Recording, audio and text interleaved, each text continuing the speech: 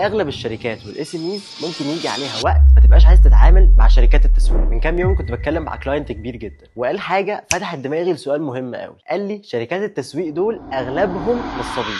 قال لي كده نصابين.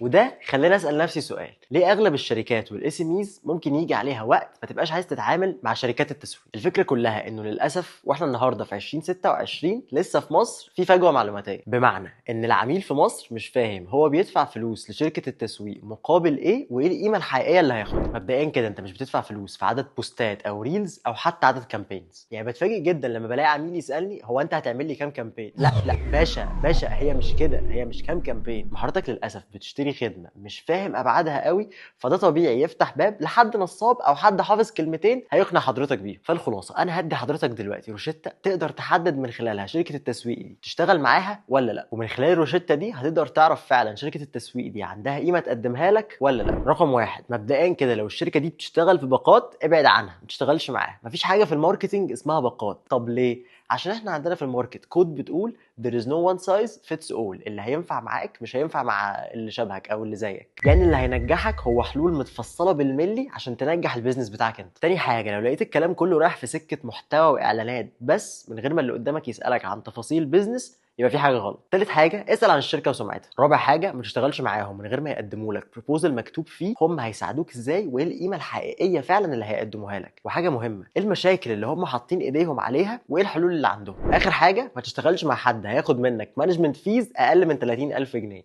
والله ده لمصلحتك. ولو عايز تعرف تفاصيل اكتر ما تنساش تعمل لنا فولو. ولو عايز اساعدك تلاقي شركه، انا حبايبي كتير يعني، كلمني بس. كومنت، سيف، فولو.